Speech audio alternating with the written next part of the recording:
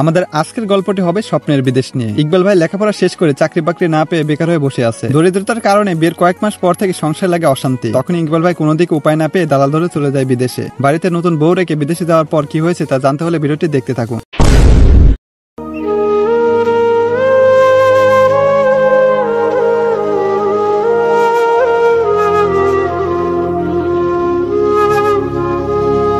কি বন্ধু, কি খবর? আর বন্ধু খবর, আমি নিজে তো এখন যাবো। কেন বন্ধু, কি হয়েছে? বেকার হইয়া বসে আছি, বাড়ির লোকজনের কথা শোনায়, এলাকার লোকজনের কথা শোনায়। বাড়িতে যে একটু শান্তি মতো থাকমু, বউয়ের জ্বালায় সেটা হারায় যায়। বন্ধু, আমি শুনছি আমাদের পাশে গ্রামে একজন আছে, সে নাকি বিদেশে লোক পাঠায়। আর অনেক লোক বিদেশে গিয়ে দেশে এসে বড় বড় বাড়ি করছে, বড় বড় গাড়ি কিনছে। তুই এক কাজ কর, তুই ওনার সাথে যোগাযোগ করে বিদেশে চলে যা। তাহলে তো ভালোই হয়। আচ্ছা ঠিক আছে।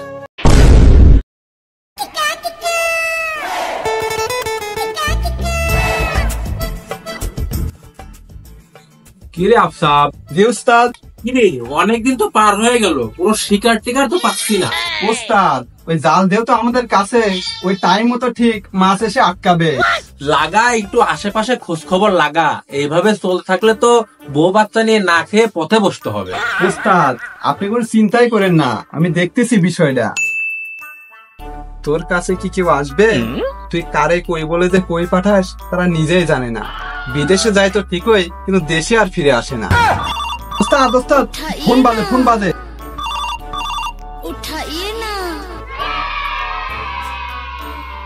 হ্যালো হ্যালো স্যার, আমি ইকবাল বলছিলাম। শুনলাম নাকি আপনি বিদেশে লোক পাঠান। এই শিকার পাইছি রে। হ ভাই, পাঠাই। তা ভাই, আপনি কোন দেশে যাবেন? যে দেশে গেলে বেশি টাকা কামাইতে পারবো ওই দেশেই যাবো। ঠিক আছে ভাই, ঠিক আছে, আপনার ঠিকানাটা দেন, আমি আমার অ্যাসিস্ট্যান্টকে পাঠিয়ে দিচ্ছি। তা ভাই, আপনি বিদেশে কেমন লোকজন পাঠান? প্রতিদিনই ওই 2-4 জন করে বিদেশ পাঠায়। এখনো আমার সামনে ওই 10-12 জন বসে আছে। ভাই, সবাইকে বিদেশ পাঠানো হবে। বসেন বসেন, ঠেলাঠেলি করেন না ভাই, সবাইকে বিদেশে পাঠানো হবে। ঠিক আছে ভাই, আপনার অ্যাসিস্ট্যান্টকে পাঠাই দেন। এই শোন, তুই যা, ওই মুরগিটাকে আবালবুস সলিমবুস দিয়ে খাঁচায় বন্দি করে নিয়ে আয়। জি উস্তাদ। আর শোন, তার যদি বিদেশ যাওয়া কম দরকার হয় তাহলে বলবি 3-4 লাখ, আর যদি বিদেশ যাওয়া বেশি দরকার হয় তাহলে বলবি 5-6 লাখ।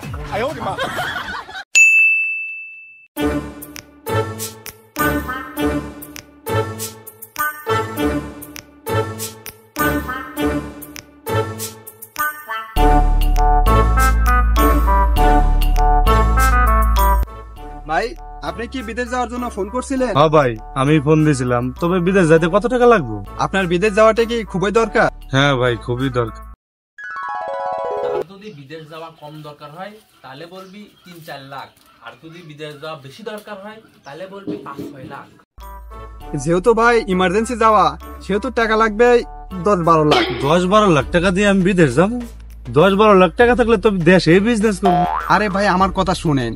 আপনারও তো পাঠানো হবে প্রাইভেট বিমানে, এক বিমানে একজন করে যাবে। আর আপনার ওখানে গিয়ে তো শুধু আরাম আর আরাম, পায়ের উপর পা তুলে শুধু কাগজপত্র দেখবেন, আর ওই মাস শেষে লাখ লাখ টাকা গুনবেন। তা ভাই, শুনে তো ভালোই লাগলো, কিন্তু এত টাকা পামু কোথায়? শুনেন ভাই, আপাতত ওই 3-4 লাখ টাকা ক্যাশ দেন, আর জমি জাতি যা আছে বিক্রি করে দেন। বিদেশে গিয়ে ডলার কামিয়ে দেশে এসে তো আবার জমি জাতি কিনতেই পারবেন। ঠিক আছে ভাই, একটু চিন্তা ভাবনা করে দেখ। আচ্ছা ঠিক আছে ভাই, যোগাযোগ করেন। ভাই, চাকরি বাকরিও নাই, কাজ কামও নাই। এক কাম করি, জমি জাতি সব বিক্রি করে বিদেশে যাই।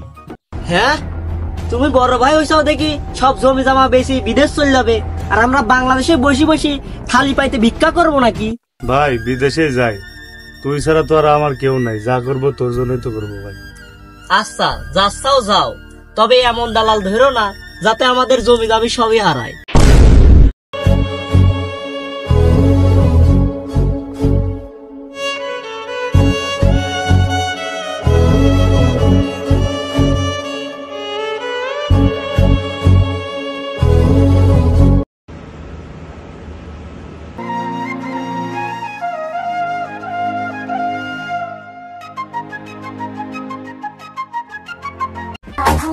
يا حوزة يا صحابا ماشي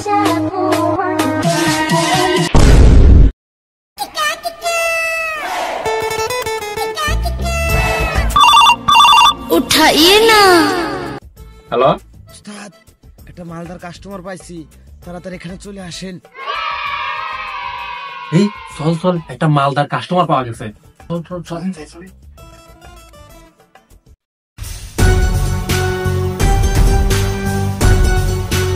ওরা কারা রে? উস্তাদ, ওদের তো দেখে সুবিধার মনে হচ্ছে না। এটা পিছন মুখে হাত।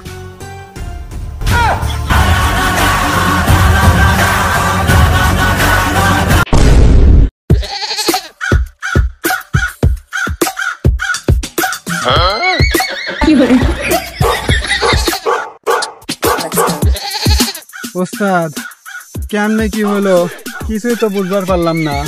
খুব তো দুজন পাইপ শানি করছো, এখন কিছু বুঝতে পারতাছ না। তবে শোন,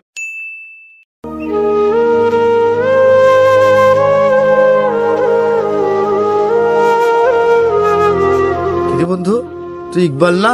হ্যাঁ বন্ধু, আমি ইকবাল রে। কিরে বন্ধু, তোর এ কি অবস্থা? বন্ধু তুই অনেক ক্লান্ত, এখানে বস, তুই এখানে বস, বসে কথা বল। বন্ধু, যে দালাল আমার বাইরে পাঠাইছিল, ওই দালাল বলছিল যে থাকা খাওয়ার ব্যবস্থা আছে এবং অফিসে ভালো একটা কাজ দিবে এবং মাস শেষে ভালো একটা স্যালারিও দিবে।